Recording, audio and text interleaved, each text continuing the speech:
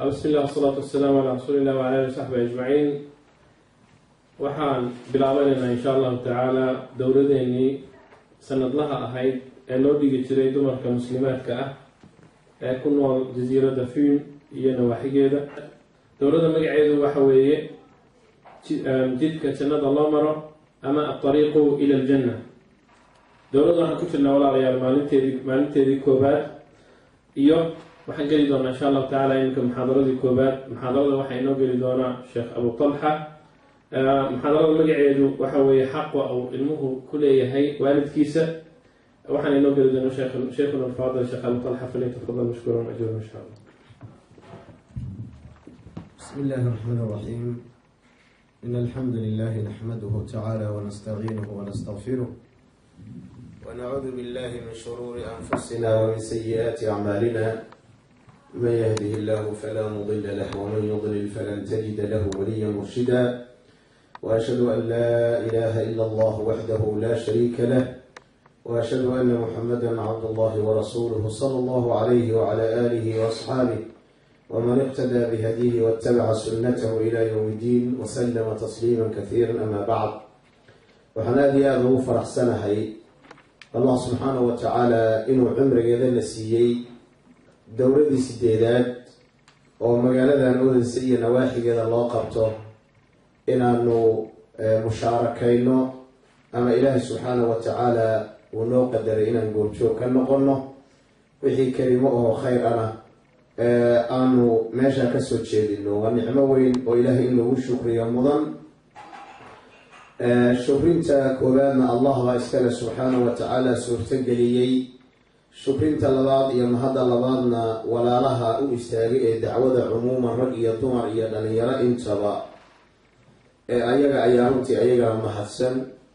mowduuca la doonayo inaan maanta wax ka idhaahdo waa mowduuc aada iyo aada ahamiyadiisa goonida u leh in lagu celceliyo marar badanna u baahan. ilmuhu waxaa la dhihi karaa maxaa ka dhexeeya cinwaanka dowlada oo ah at-tariiqu ila al-janna, wadada jannada loo maro, iyo mowduucan lagu bilaabayo muxaadarada dowlada qaybtii muxaadaradeeda koobaad. waxaa laga yaabaa in la yidhahdo maxaa ka dhexeeya. waxaad garanaysaan ilmuhu wuxuu ka mid yahay waxyaalaha haddii xaqiisa la siiyo jannada lagu galo ayuu ilmuhu ka mid yahay haddii shuruudaha aanu tilmaami doono adigana laga helo. waan arki doonaa axaadiida rasuulka sala allahu calayhi waaalih wasalam ayaa faa-iideynaysa إذا مات ابن آدم انقطع عمله إلا من ثلاث. قفوا هديه انتو عمل في سواد إلى صدح قف ما أهله صدح قف عمل كوذ مضوء وحاكمين قفك كتغا ولا الصالح أو أصيغ جلاش أسود عينيا مركا الماء إن أتكتبت تربيتي سوى ناجسي أو كوسود عينيا أذيغو قبر غاغا كجرا وأرنكو تسينيسا طريقي جنة اللي قال لها إلى مكامتها تربية الأولاد تربية صحيحة صافية، تربية ونكسا تاكلي أمام نبي صلى الله عليه وآله وسلم. صحابة وحود ويدي مال مالمها كاملة ما تعدون الرقوبة فيكم قفل قبلا كآمتك عنان. صحابة وحدهن قبلا وحنون قانا قفك أن عرور لهين أما ويدا لهين سيدي عربتي أتقاني ما هنا وقف آخر إمام دونا أصلا المير أسقير مكا علمه وطريق جنة اللهوك له الطريق إلى الجنة وحاكمها أن تحسن أو تحسن تربية ابنك أولادك إلى قرح سؤال الوناجساء يا كاملة. أولاد مركوا النعمة ألا نسيه وإلهي بانوغ الله يستيء واهبه. قال تعالى يهب لمن يشاء إناثا ويهب لمن يشاء الذكور أو يزوجهم ذكرانا وإناثا. قفوا الله دون قبل بسوسية، قفوا الله دون ويل بسوسية، قفوا الله دون وإسكون أحضرا مركوا واهبة من الله. ولذلك وحيانا كنت عيسينا وحاكمنا rabbi habli min ladunka dhurriyatan tayyibatan innaka samiicu ducaa. rabbiyow iiga hibe oo isii hiba min cindi illahi caza wajal. rabbanaa hab lana min aswaajina wa dhurriyaatina qurata acyun wajcalnaa lilmuttaqiina iimaaman. carruurta marka waa wax ilaaha laga baryo, maxaa yeelay waa hibe allah uu bixiyo subxaanahu wa tacaala. bal bini aadam hibe iyo siisma la siiyo, hibada ugu qaalisan bashar iyo bini aadam in lagu hibeeyo oo lagu siiyo. haddaba hibadaa qiimaha badan ee qaaliga ah waxay mudan tahay in la xifdiyo oo la ilaaliyo. shayga qaaliga ah ee qiimaha badan waa la ilaaliyaa, waa la xifdiyaa, meel wanaagsan baa la dhigaa. lida ayaa waxay noqotay alariiqu ila aljanna waa qeyb kamida weeye. cidda haddaba wax tarbiyeynaysa ama cidda maanta xuquuqda lagu leeyahay waa waalidkii wax dhalay. cidda wax kulana waa ciddii la dhalay.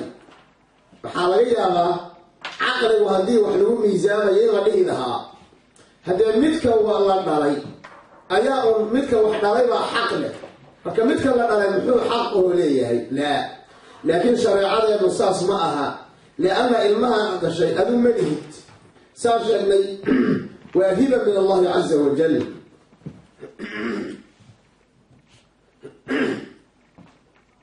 allah baa ku siiyey subxaanahu wa tacaala.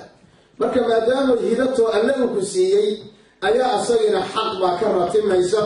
saa daraaddeed qofku inuu dareemo almas-uuliya alsharciya almulqaa calaa caatiqika, yacni mas-uuliyadda sharciga ah ee qoorta lagaa saaray horta waa inaad garanayso. awalan qodobka koowaad ka muqadima iyo hordhac, allah caza wajalla wuxuu tilmaamayaa labada waalid xaqa lagu leeyahay inay gaarsiinayso ama janno ama naar. yaquulu allahu caza wajal yaa ayuha aladiina aamanuu quu anfusakum waahliikum naaran waquuduha annaasu walxijaara calayha malaa'ikatun ghilaadun shidaadun laa yacsuuna allaha maa amarahum wayafcaluuna maa yu'maruun. allah aayaddaa suuratu taxriim waa aayadda lixaada wuxuu ku leeyahay war haddii aad tihiin mu'miniin, haddaad tihiin naftiinna ka ilaaliya cadaab, ehelkiinnana cadaab ka ilaaliya. marka waa amar. amarku wuxuu tilmaamayaa awlaadaada in aada cadaab aada ku gelin, naftaadana aada cadaab geynin, ayagana aada cadaabka aada ka ilaaliso. cabdullaahi bin cabbaas oo ummaddan ayada ah caalimkeedii ah oo fasiraya wuxuu yidhi iclamuu wuxuu yidhi ibnu cabbaas radiallahu tacaala canhu icmaluu biطaacati illahi waataquu bimacaasi illahi waamuruu ahaaliikum bidikri yunjiikum allahu min annaar. wuxuu yidhi waxaad bartaan ilmaha taacada ilaahay, waxaad taacada ilaahay ku camalfala. icmaluu biطaacati illah, yacni taacada ilaahay ku camalfala. sidoo kale taqwada ilaahay macsida ilaahay ka dhowrsada.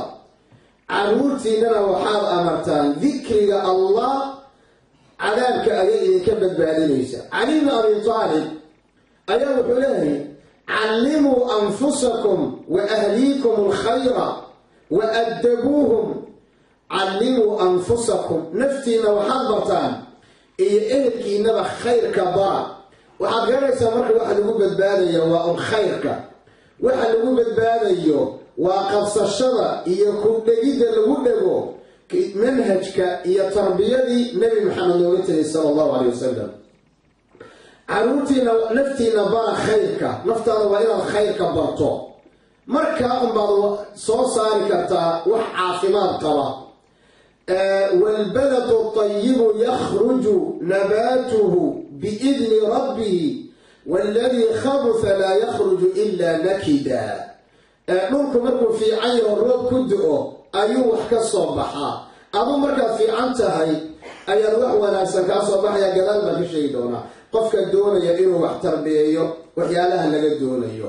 xasan albasri taabici weeye, wuxuu yidhi muruuhum bitaacati illaah وعلموهم الخير عرورة طاعة إلهي أمر خير كنبرة مجاهد وتابعة وعلي اتقوا الله وأوصوا أهليكم بتقوى الله الله كبقى إذا المسؤول كتهين تقوى الله أقدر دارنا قتادة وأسر تابعة وعلي تأمرهم بطاعة الله وتنهاهم عن معصية الله طاعة إله هذا أمري وأن كرم معصية الله وأن تقوم عليهم بأمر الله وتأمرهم به وتساعدهم عليه إلى أمرك إلى الله سبحانه وتعالى إن الكو استعلان أبرتم أمرتنا خيرك هذا ولي أدكو الساعد وإذا رأيت لله معصية زجرتهم هذا أيضا معصية جل عروتها أردتنا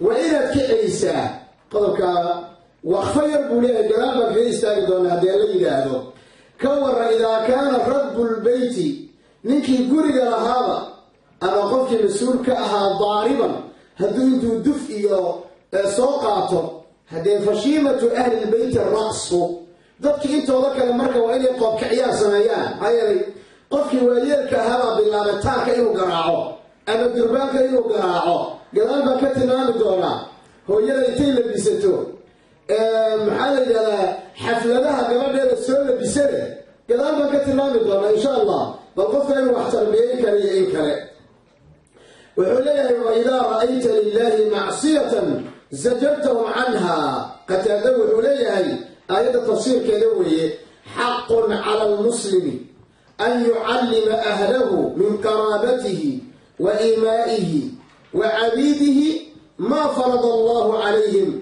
وما نهاهم الله عنه وحليه مقاتل حليه قف المسلم كأوحى حق له ليه إنه إهلكي صبره قرابيسا أدوميسا رأي ضمربا وحو الله كفر ديالك واجبيه الله نكرم سبحانه وتعالى كلمة أوضا بيس إنه جرير ومفسر وين وحليه علينا أن نعلم أولادنا الدين والخير وحواجب نبوءة عروت يدينا دينك إيا خير كبرنا إيا آلات أمرنا لجمع المين قولك وقولك كوبات تلماما يقف مسلم كمسؤولية ديس يا أيها الذين آمنوا قوا أنفسكم وأهليكم نارا إلهي وحنو دردار عرورتا يوصيكم الله في أولادكم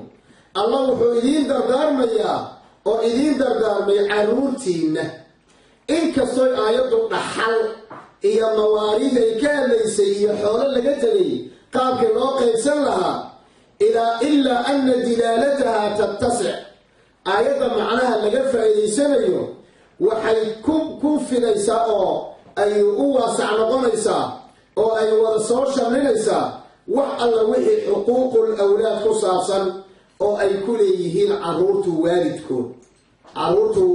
waalidkood xaqa ay ku leeyihiin xuquuqul awlaadi cala al-aabaa sidoo kale qur-aanku wuxuu in badan looga digayaa inaanu caruurta tarbiyadooda aanu ka gaabinno inay shaqo shaydaan tahayna ilaahay baa noo sheegaya وقال لأتخذن من عبادك نصيبا مفروضا آية تفسير كذا أنهم كانوا في الجاهلية إذا ولد لأحدهم مولود يضربون مسمارا في وسط البيت وأيها الجاهلية هذه المرة قرية لحد سوي مسمار أما مسمار بمتغنى أيكم مذكرين مركز الوحيدين جرين si uu u garto maxaa la yidhahdaa shaydaanku ama jinku leh siduu u garto jinka meesha degan inuu meeshan ilmihii maalintii toddobaad in la gaadhay si uu oga soo qayb galo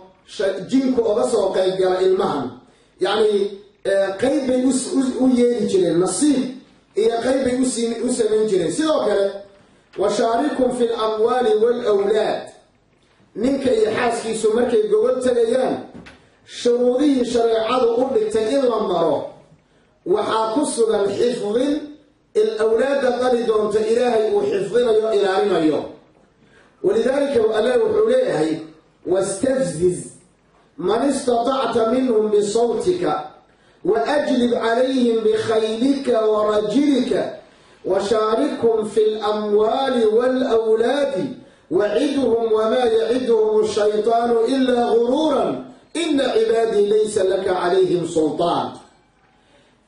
إلهي وحكو الرمية هيستو إلى حرام تهي مركا جينك وحالليه الشيطانك ضدك سوك حيسو صوت كان بابور لب فردو وحده وحاربته استعمال.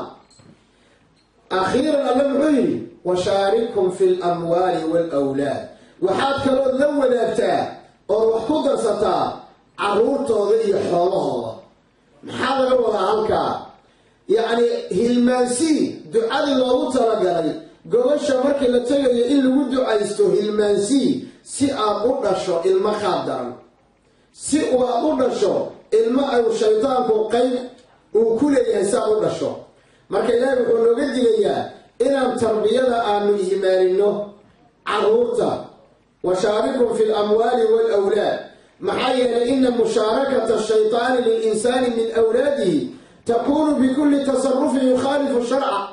يعني الشرع إذا وحكستو خلاصا إلى الحولة كوهشو شيطان كما حولها كلوا ياغي.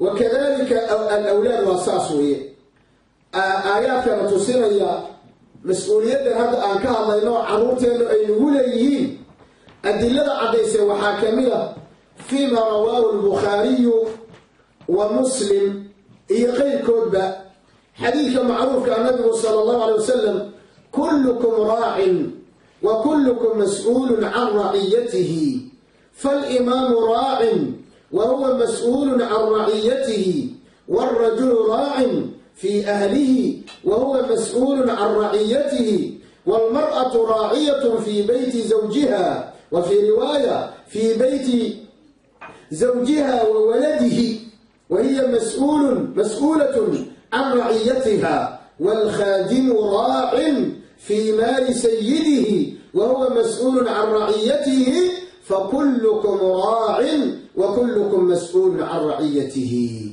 حديث النبي لما كان أعطينا كل معاسرنا معايا النبي محمد بايري صلى الله عليه وآله وسلم حديث كان عليه سؤال أرسل قوما وحليه ضدوا سال أدنتهين مسؤولين باتهين وحباب إذن ويدين ما رنت قيامه طفل بنا وحا مسؤولك الله لغي هدو وناجيين أجربوا كهلي هدو ضيعين عذابوا يلغوا أبا المريض هدو مدحوينه ومسؤول ننكنا ومسؤول وحاسكيسية عروتي سو مسؤول كيهاي هواليد ومسؤولية عروتي يزقوري أي مسؤول كتهاي حتى قفل قرية كشقالية شقالها ومسؤول وحو مسؤول كيهاي وحا شقالها الله إليه ولذلك ما مسؤول بعض الشقاصة مسؤولية وين وإلى البدة لغا دونيه نبي صلى الله عليه وسلم عليه إن الله تعالى سائل كل راع عما استرعاه أحفظ ذلك أم ضيعه حتى يسأل الرجل عن أهل بيته.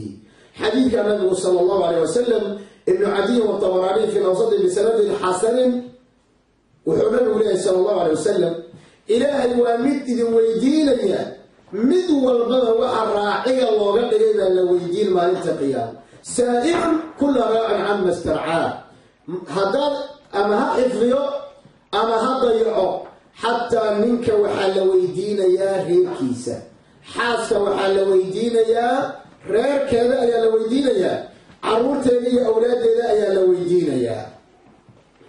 وكذلك النبي صلى الله عليه وسلم وحاكم الأحاديث مروا أولادكم بالصلاة وهم أبناء 7 واضربوهم عليها وهم أبناء 10 وفرقوا بينهم في المضاجع.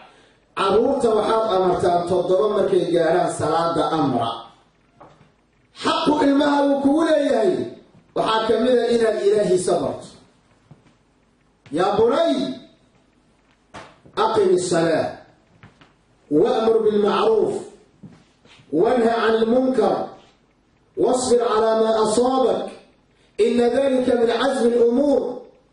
ويلكيديو ولقمان الحكيم مركو إلمه سقرتي حقه كل يهي أيوم متئين قرآن كالله الشيخ أيوم متئين قرآن كالله حصو إلى يوم القيامة. يا بني إنها إن تكن مثقال حبة. يا بني لا تشرك بالله إن الشرك لظلم عظيم. يا بني أقم الصلاة وأمر بالمعروف وانهى عن المنكر. يا بني يا أبنائي قرآنك إنت شرك أرتين ومركي أنبياء صرحوا أي قرتين إلمها حقه إليه. أنيق مروا أولادكم بالصلاة. حقاق وضحوا هي مع الأسف الشديد عرورتنا ما أنت إن بدنا وكمله حتى إن نجرن الأتحيات. هذا ورك الشيء يو الإسلام هي إنها كبر بدنا يو عاو مركز جوري على تحته قفل بوق جماد هذا شن يتوجهك سيدنا يتوجهك قال يا مسلم بأكتر كأن قال لي بل أنت قوي إنه حاضر بالأتحيات كإياق تو مقاسي مركز نصر حين مركز وهذا بقى شيء سوار اسأل لا تسأل الطبيب واسأل المجرب. نين دكتور هذا محصوب برتوحلها والدين لكن منك وحاول دي سواء سوى تجربه. اسأل المجرب ولا تسأل الطبيب. قفل واحد صوار كي عروت لنا راضي معلك هو بالويدي سؤال وين بنوتها أو يروت على والدينته ما لتقينامه. هذا رد عروت لنا العقيدية الدين برنو وهو إله النبوة الجميل سبحانه جل وعلا. نبي صلى الله عليه وسلم من ولد له ولد فليحسن اسمه وأدبه. واجب كأوه الرئية إسيه لبا أرنك باللابا وحيكسوا باللابا تابور كهراء إن بدورك والوعي العليي لكن ذاتك ولي ويفهم لأيهين قولك محي أبا باللابا نساء ويلكو مركو ربعينو قرسة قبل مركو ربتقين قرسة وإنو قفر كفكرا شخصي مسؤولية قاضي لها مسؤولية ولا نولانشاه مسؤولية أولاده مسؤولية تربية مسؤولية عبادة إيا طاعة إيا حريرك أصغى إيا الله كدحية شخص أرنتها قيمين إيا أو قدرين إيا أو أي لو انتهي أو إيمان قلبي يسو كبوحو هل كاسنا وحاك إيمان وحول بحقيس إلا السيو لأن إني قلبي والتقوى كجرته وحي علامة إيا الدليل أتهي إلى إسكال إلى لسو حقوق الله إيا حقوق بشرك بني آدمك درسك حتى نفتاد أولاد زوجك زوجنا هل كان معناها ساكت لرمية ولذلك وشرعه أمانيا إن مركه رضا الله حرضيه وقبضوا إنت يقول سنين نينك يهدوت المسؤولية بقاضي دونا وحنعرفنا هذا قبض إنت السنين أنا قولك أقول نعضو إن هدوت مركه يصدح أيضا تشيري سنينك أول لما يقام عروت الأعطوه أول لما قرنا يا شيخ ويسو دعي خسارة وطبعا عروت خسارة معه لكن نورشا ماشي لو قلت لك على المركه إن لقى إيغو لقى إيغي نصيب نوجرة طبعا ومسألة نصيبكم ومسألة أيضا شك أن كجرين قولي دي ذا صادر هذا ولدك صالح إلا تربيه وحوين بانو قالا مركه ورمرته وإن قولك لو ناتشيا مركه كوغا مركه لبعض أما حقوق لبعض ولذلك عمر بارين باوي أسوه كدعوونيا ويلكي مع إيا حقوق يقول نغضي علي شيء ما يدوي إنجليزك عصرنا لبعض ودك إنجليزك ويل أبيه دلي ولد وويل أبيه دلي أبيه دمي رحمة الله عليه ويل كنا حفصي مكجرة ويبدأت يتصلع محاكيني ومسائل غريبة عجيبة قلبي رناوع وقيسنيسا عمر بن باوي يمين cumar wuxuu yidhi wiilkaygii ima maqlo. cumar wiilkiiba u yeeday siduu u waaniyo. wuxuu yidhi wiil yahow, aabbihii sababta kugu ahaa inaad adduunka timaado, ku soo koriyey, intaa kula soo ekaysiiyey, maxaad warkiisa u maqli la'dahay? wuxuu yidhi yaa amiira almu'miniin, waxaad aabbaha ii weydiisaa horta, ama adiga waxaan ku weydiinayaa ilmuhu xuquuq uu waalidkii ku leehay ma jirta? sideedo haa buu yidhi. horta maxaan ku lahaa buu yidhi aabbahay aniga? wuxuu yidhi aabbaha waxaad xuquuqa ugu lahay inuu horta hooyo fiican marka horeba kuu raadiyo, markaad dhalatana inuu magac fiican kuu bixiyo. waxaad xuquuq ku lahay inuu ku baro allah subxaanahu jalla wacalaa. saddexdaas baa asal ah ooguna waaweyn buuli. haddaba wuxuu yidhi yaa amiira almu'miniin, horta aabbahay hooyo fiican ima raadin, waa hooyadii. laakiin wuxuu leeyahay aabbahay markuu guursanayay hooyo fiican iima raadinin. waa qodobka labaadee, markaan dhashay magac xun buu ii bixiyey, magacaan wanaagsanayn. maxaa yeele magaca wanaagsan macnu ka turjumaa. ibnu qayim aljawsiya kitaabkiisa la yidhaahdo iqaafatu lahfaam min masaayid shaytaan, markuu mawduuca kaga hadlayo wuxuu leeyahay magac walba macnaha uu faa'iideynayo ayuu marka dambe qofku noqdaa dabeecada. yani qofka magac adag loo bixiyo qofka inuu adkaada laga yaabaa. qofka magaca loo bixiyo diinta ka fog inuu diinta ka fogaada laga yaabaa. qofka loo bixiyo magac fiican oo sahlan oo fiican waxaa laga yaabaa inuu tilmaanteedii yeesho inta badan. magacu marka waa muhiim. marka magac fiicanna la ima bixinin, weligayna diin islaam ima barin. cumar wuu xukumay arrintii. wuxuu yidhi haddaba niyahu iska tag, intuusan wiilkan caaq kugu noqonin adigaa caaq ku noqday. ilmuhu markuu dhasho maalinta 7 baa timaha laga xiraa, magacna waa loo bixiyaa, xoolana waa la qalaa oo dadka deriska aha laga farxiyaa. timihiisa wax la eg oo lacagana waa la sadaqeeyaa, 5 iyo 10 iyo 20 si ilmuhu kala timo badan yihiin waa la sadaqeeyaa. hooyo wanaagsan iyo aabbo wanaagsanna marka horaa loo dooraa. intaa haddii aad la timaado waxaad qabatay waxyaalo aada u weyn, oo haddii uu kuu dhinto adigoo yarna asagoo yar hadduu dhintana haddee jannadaad helaysaa insha allah. haddii asagoo oo weyn uu gaadhana wuxuu noqonayaa qof tarbiya wanaagsan aada siisay. waxaan ku soo aruurinayaa ikhwaani, qofka inuu mas-uuliyadda dareemo horta kow waa qodob aad iyo aad muhiim u ah. walidaalika dadkii saalixiinta ahaa ee naga horreeyey waxay dareemeen horta in wax la weydiin doono maalinta qiyaamo, oo mas-uuliyad ayay dareemeen.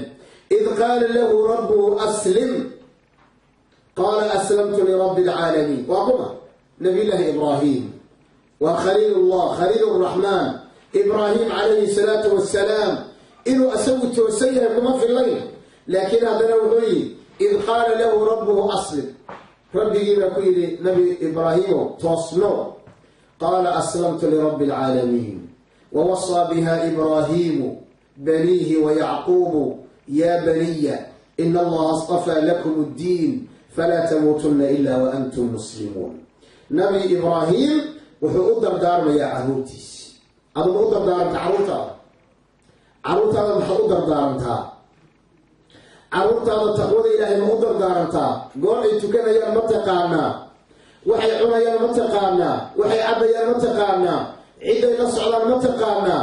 waxay yaqaanaan diinta ma taqaanaa? caqiidada ma bartay? wawasaa biha ibraahim baniihi wayacquubu ya baniy. muxuu yidhi ina allaha astafaa lakum addiin, ilaahay diinka muu idiin doortay. gabadhba maalin dhawey hooyadeed baa waanisay. waxay tihi hooyo is-astur, hooyo ilaahay ka baq, hooyo cadaabka ka baq. waxay tihi hooyo 2 arrimood sababtooda waxaad sheegayso ma fahmi karo. horta cadaabkan aad igu cabsiinayso anuu weli indhahaygama saarin. cadaabkan aad igu cabsiinayso horta weli indhahaygama saarin oo ma aan arkin. markaan arkaa waa ka dhihi. waa gabadh soomaaliyeed la socda oo muslimada ogaada. qodobka labaad waxay tiri wax hadda markaan isfiiriyo goorahan dhow inaan dhiman doonana ima muuqato adigii baaba nool oo hooyadaabaa nool adigiibaa idhalaa nool oo hooyadii ku dhashay baa nool oo aabbahay baa nool oo aabbihiis baa nool marka ayaga intay nool yihiin ani laftayda inaanun allaqal intiina gaadhaya baan ku qanacsana marka maalmaha soo socda inaan dhimanayana ooma eko cadaabkaad igu cabsiinaysana anugu maba arkay inuu kulliy haduun baa sheegaya way dhici kartaa marka dadka jannada looga sheekeeyo jannada waa meel qabow la yidhaahdo sidii nin soomaali laga sheegay inuu dhaho sheekhow jannada aad ka sheekeynay sida qabow ani iima fiicno oo waxaan qabaa mataqaana iikeen maxay ya anu burukiitaan qabaaba ilaa halkaa fiiriya ani jannadan qabow aad ka sheekeynaysa iima fiicno maxaa yeelay anu burukiitaan qabaa lama fahamsano gabadha waxay leedahay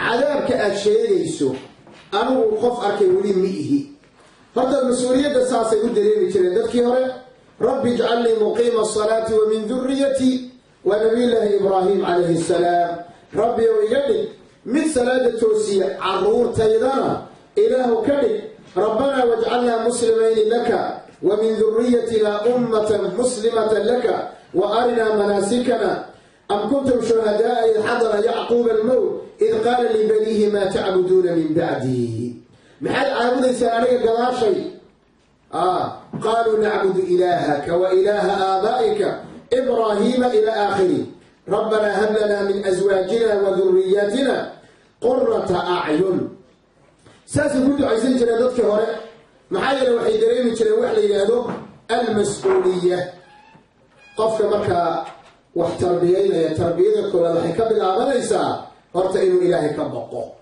walyaksha aladiina low tarakuu xaqu ilmaha kugu leeya alla ka baqdo weye ka waran ilmahaagu xaquu kugu leeya alla ka baqdo dadkii laga horreeyey salafka saxaabada nin kamida iyo salafkii ayaa si fiican salaada u tukaday markaasuu wiilkiisibaa soo agmaray markaasuu yihi walle salaada inaan adiga dartaa u tukan ma aha tii kale yani wuxuu leeyahay salaada aan qurxinayo nacfigeeda adigay dib kugu soo noqon walyaksha aladiina low tarakuu min khalfihim duriyatan dicaafan khaafuu calayhim falyattaqu allah walyaquuluu qawlan sadiida qofka ka baqaya inuu carruur yaryar ka tago oo ay gadaashiisa dayacmaan ilaahay wuxuu yidhi asagu allaha ka baqo hadduu hadlayana hadal toosan ha ku hadlo hadalkaaga toosan iyo ficilkaaga toosan iyo cibaadadaada iyo xidhiirka allah la leedahay ilmahaaga ayay dib oogu noqon soo ma garanaysaa nabi muuse iyo nabi khadir markaysa soo raaceen oo qisadii dheera dhex martay ee suuratulkaafi alle kaga sheekeeyey soo ma garanaysaa inuu nabi khadir wiil dilay yar war maxaad u dishay markii loo tafsiiray wuxuu yidhi wa ama algulaam fakana abawaahu mu'minayn fakhashiina an yurhiqahumaa طugyaana wa kufra فأردنا أن يبدلهما ربهما خيرا منه زكاة وأقرب رحمة وأما الغلام وأما الجدار هكذا روا درب يعيد فكان لغلامين يتيمين في المدينة وكان تحته كنز لهما وكان أبوهما صالحا درب الآن توسيه هرسي سحوري العبة كجرة لبوي أرومة بان الله قليه أبوه بان أقليه ولنا ما إذا كان جاري هذا maxaa yeelay muxuu alla xoolaha ugu ilaaliyey adeeradood baa laga ilaalinayay oo cuni lahaa ilaah baa u ilaaliyey darbi hoostii baa loo geliyey oo maxaa dhacay ilaahay wuxuu yidhi wa kaana abuuhumaa saalixan awowgaadii mufasiriintu waxay dhaheen awowgii 7 buu ahaa maxaa u baran awowgii 6 iyo awowgii 5 iyo awowgii 3 iyo awowgii 2 iyo awowgii 1 hadday wanaagsanaan lahayeen maxaa u baran haddii adugu wanaag aad ku helayso awowgaagii 7 ilmahaaga haddaad u danaynayso adigu horta wanaagsanow saa daraaddeed waxaa lagaa doonayaa qodobka koobaad oo ilmuhu xaqa ay nagu leeyihiin alqudwa wax la yidhahdo ku dayasho horta adigu maxaa lagaaga daydaa xagga hadalka in lagaaga daydo xagga ficilka ilmahaagu inuu kaaga daydo xagga nadaafadda ilmaha inuu kaaga daydo, xagga quraan akhriska ilmaha inuu kaaga daydo, xagga salaatuleylka ilmaha inuu kaaga daydo, deeqsinimada inuu kaaga daydo, daris wanaajinta inuu kaaga daydo, qaraabo xiriirinta inuu kaaga daydo, xuquuqda aad bixinayso inuu kaaga daydo. ilmahaaga horta waa inaad qudbo u noqoto. innaga qudbo ilmaheenna ma u noqonnaa? innaga ilmaheenna qudbo ma u nahay? ma aragnaa ilmaheenni oo waktigeenna aan kaga faa'iidaysanayno qur-aanka iyo salaada iyo cibaadada? mise waxayna arkaan innagoo lugaha miiska saarannay oo telefoon ku daldalmayna oo xanta kala daldalayna, aroos markuu yimaadana tii dharka qabtay ay iska dhigayso dharka, tii xijaabnay xijaabka iska dhigayso, ilmaheeda usoo labisayso, saa afartii habeenna lagu gaarayo. khudbada ilmaha u kaaga dayana muxuu yahay? waxaad rabta ilmahaaba inay kaaga daydaan waa maxay? saa daraaddeed kudayashadu waa shay qiimo badan, aad iyo aad bayna u wanaagsan tahay. horta inagu inaan qudwo ilmaheenna u noqonno. qudwada iyo kudayashadu waa hoggaanka saxda ah ee ilmuhu mataqaanaa ay ku tarbiyoogaan weye. inaad ilmahaagu ay kaaga daydaan qaabka adigiiyo aabbahood adu wada dhaqmaysaan. ilmuhu markay arkaan adiga aabbahooda wada dhaqmaya, wada qoslaya, wada faraxsan, cuntada gacmaha isku siinaya, ubaxa isku soo hadiyeynaya, barfuunka iskugu soo gadaya, mid walba aabbihiin hooyadiin aabbihiin isa soo booqanaya, markuu xanuunsanaya istaalka geynaya. hadda cajaa'ibka waxaa ka mid a ilmahaaga weli adigoo xanuunsan intay ku yimaadeen ma ku dheen hooyo see tahay, xali ma seexatay, maxaad ku bariday, maba ka warqabaan boort. hooyo maxaa ku dhacay? guriga iska jirtaa. hooyo maxaa ku dhacay? xoogaa way xanuunsan tahay. inay xanuunsada waa garan. dareenkii naxariistaa maqan, lianna dareenka naxariista ee qalbiga ku jira kama muuqanaya reerka isqaba. ilmahan marka ma dareemayo. noloshu waa inay noqoto, horta waa muxaadaro kaamila runtii mawduuca ku saabsan qudwada iyo kudayashada. qofka waa inuu noqdo qof asaga lagu dayanayo. jamiic nolosha oo dhan marka la isku soo duuduubo horta waa in lagu dayado. maxaa kaloo ka mid a ilmaha xaqa uu kugu leeyahay? waxaa ka mid a taxari alxalaal waalbucdi can alxaraami waashubuhaat.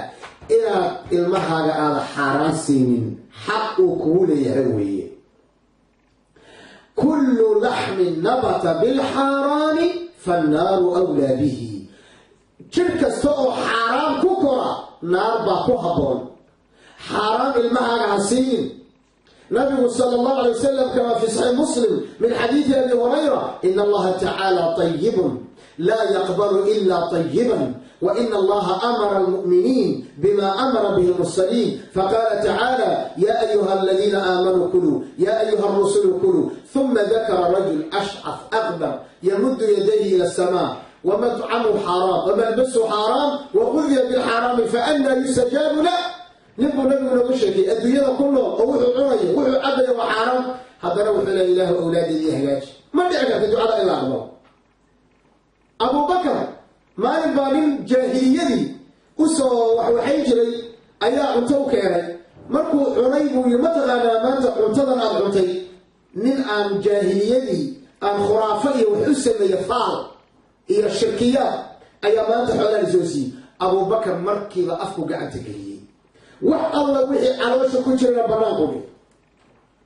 xuquuqda ilmaha way kuu leeyihiin inaad xalaal siiso weeye oo aada xaaraan siinin. annagana wad artay sida xaaraanta u jecela sabareed sii badso, xoolo sii badso. haye xagee ku dambeeyey carruurteenni? markaan annaga oo xalaal siin karna aan carruurteenni aanu xaaraan siinay, xagee ku dambeeyey carruurteenni? inay adiga kuu soo afceliyaan, inaad ka warbaarto adoo gabadh yara inay xerarkaa soo baxdo. taasay arrintu gaadhay. sidaa daraaddeed ataxari bilxalaal waa qodob aad iyo aad muhiim u ah, waana xaqa ay carruurteena ay nagu leeyihiin. xuquuqda carruurteena ay nagu leeyihin waxaa ka mid a tafriiq awqaatin kaafiya liljuluusi maca alawlaad. inaad carruurteenna wakti aada siiso aada la fadhiisato. wakti ilmahaaga waa inaad siiso. carruurtaada wakti aada la fadhiisato ood u sheekayn karto oo aad oga sheekayn karto wax adduuniya aakhiro anfaca, waa inaad ilmahaaga xaq ay kugu leeyihiin weeyaan. ilmihii haddaadan waktiga u helin oo waktiga aan siin karin, oodan la fadhiisan karin, oodan noloshaada oga sheekayn karin, oo gabadha wanaagsan waxa laga rabo iyo dhalinyaronimada aad uga sheegayn karin iyo muraahiqnimada iyo da-da ay joogaan qisaska islaamka gabdhihii walwanaagsanaa sheekaday doontaba ha noqotee ilmaheenna waqtiba u helaa waa xaq ilmahaagu uu kuu leeyahay inaad waqti u hesho waxaa xaquuqda carruurtaada kuu leeyahay waxaa ka mid a musaacadatuhum fii xusni ikhtiyaari asdiqaa'ihim wa zumalaa'ihim inaad ilmaha u doorto saaxiib wanaagsan iyo ilmahaagu la saaxiiba ilmahaagu waad shalay gabdhahaan kala hadlaynay jaliiska wanaagsan saaxiibka wanaagsan iyo saaxiibka xun maxaa yeele saaxiibka wanaagsan waa kalcatar waa sida barfuunka saaxiibka xunna waa sida kalkiir waa sida mataqaanaa dambaska marka ilmahaaga ma ogtahay cidduu la socdo ilmahaagu yuu saaxiib la yaraad yuu wax la cunaa laa tusaaxib ilaa mu'mina walaa ya'kul طacaamaka ilaa taqiy qofaan mu'min ahayn hala saaxiibin nabiga warkiisa maada qaadanin ilmahaaga haddaad ogtahay cidduu la socdo waxaa weeya khasaaro badan baa kugu imaan lahaa waa sax khasaaro badan inuu kugu imaanayaad ogtahay haddaad ogtahay ilmahaaga waxa faa'iido iyo waxaan faa'iido u ahayn marka ilmaha waa inaad ogtahay cidduu saaxiibka la yahay gabadhuhu la socdo saaxiibku hadda waa badan yahay mobilku waa saaxiib oo kombiyuutarka qaybihiisa kala duwan waa saaxiib oo iskuulkii waa saaxiib oo shaaric iyo waddadii waa saaxiib saaxiibka taqaanee caadiga ahaa ee dariska ah waa saaxiib da-du waa saaxiib jawiga iyo meeshaad ku nooshahay waa saaxiib xagee la socotaa gabadhaadu goormay gabadhaadu khamaar ka dhigtood daahirada cajiibka hadda la iisha waxaa ka mid a magaaladii waxaaba hadda ku soo batay odansa ahy ee khayrka lagu yaqaanay inay gabdhihiis qaawiyaan sarwaal dhab isku siiyaan khimaarka ay tuuraan haweenku iskugu tagaan meelo ay mataqaanaa niiniikiyaan carruurtooda xataa soo kacaysaan ahaadaa diin ahaadaa shariica ahaadaa akhlaaq xageed aakhare aadaysaan arrinta ayada haddii la waxyaalaha cajiibka mid waxaa ka mid a aroos baa la dhigayaa arooskii la dhigay nabigu calayhi salatu salaam wuxuu yidhi ummadaydu kulligeed dembiga waa loo dhaafi ilaa kuwa la jahra ma ahane barnaamka la soo istaaga mooyeen ma foolxumo ka badan ba ateen gabadh muslimada oo ilaahay u nicmeeyey oo guur alla siiyey oo intay isqaarise la sawiray daqiiqad gudaheeda yidhi adduun oo dhanona daawada oo facebook la soo geliyey ahaadaa diin ahaadaa akhlaaq ahaadaa sharaf ma waxaasaa sharafa ma waxaasaa diina xageed aakhira tegi xageed aakhira aadi war su-aal soo la isweydiin laya maalinta qiyaamo awa sharafaadi awa cifadaadi awa dhoorsoonaantaadi geel curadiisi diday aarankiisii maxaad mooday markay haweenkii waaweynaa xadfado dhiganayaan gabdhihii yarka maxaad umalanaysaa gabdhihii yarka waanada iyo khayrka annagayna anfici ittaqu llaha subxaanahu jala wacala sida oo kale waxyaalaha kugu anfacaya waxaa ka mid a ee qiimaha badan alqiraa'atu fii kutubi tarbiyati alawlaad ilmaha kutubta tarbiyada ka hadlaysa inaad aqrido ayadana waxaa weeyaan waa ilmahaaga oo wixii macluumada marka aad u gudbiso ilmahaaga wuxuu kugu leeyahay alxadaru min almufsidaat musiibooyinka ku hareeraysan oo dhan ilmaha inaad oga digto horta moogta ilmahaagu meeshu ku nool yahay bad inuu ku jira moogta horta moogta ilmahaagu meeshuu joogo iyo waddankuu joogo iyo waktiguu joogo iyo goortuu joogo ma ogta horta dhibaatooyinka ku hareeraysan filimada iyo sawirada qaaqaawan ee jinsiga ah ee iska daa internetkay ka soo gudubtay hadda mobayladii ay ugu jirtaay ma ogtahay ilmahaaga mafaasidda intaa dhan ma kala dagaalantaa oo ma la socotaa gabadhaada internetka markay qolka ku jirto wiilkaaga intaasoo saacado ma ogtahay marka waa xuquuquu kugu leeyahay wey waxaa kaloo kugu leeyahay ilmahaagu waalid haddaad tahay kulliga waalidiin baa nahay inaad ilmahaaga u diyaariso jawi wanaagsan oo markaa uu wax ku baran karo wuxuu kugu leeyahay inaad u kulantaan daacada ilaahay min baabi watacaawanuu cala albiri waataqwa وحقوله العدل والمساواة إلى المها رج يضمر بحقوق ذا أسنته وارو المها رج يضمر بحقوق ذا أسنته ويك مركو كرسي مع السمين وهذا شوية قيس يا قرابة ضيف ويك مركو كرسي حوالي تأثر ما له بحين هي قبلنا أنا سو قبلنا ما نعلم محال أنت أصل على ويك هو بحين أو قبلنا على هو بحين واي سؤال في عمر محال يسوي ودي واي محال قبلها حقوق هذا الأول محال قبلها مركي كرسي لو ودي بقى جورك ويك أنت أصل حوالي هو بحين لا بدو هذا كاسو بحين مع عدالة بميدا ما عدالة ما قبلنا هذا بقولكم قبل يسويلك قبلنا بقولكم إنك أروس سوا يا ليش الحاجة الجديدة ده لا يسويلك وين ما حد جايه قبلنا وين دول كده جاي حاجة جديدة قبلنا أنت معكم منك وينك قبل حساب قبلنا وين قبل حساب عدالة دوابين مهمة وين وحي حقوقنا وين عرضنا رأي احترامنا تنسوا شيء لا تشمله المهضوبة تضريب طبعا سيدي توصل دوجارو إلى لا تشمله أيضا واقض أسجل آلي أبيهما إلى الماء عرات الغبارين والماء ولي نحضر على السعرانين والماء حدريما يا إنه قفه سيء وهي وآلي أحقرا أي مرة شيخنا الفاضل خير الجزاء الله سبحانه وتعالى وحفظ لنا الميزان حسنات وأصاره يوم القيامة إننا ننفع إننا نقول الذين يستمعون القول فيتبعون أحسنه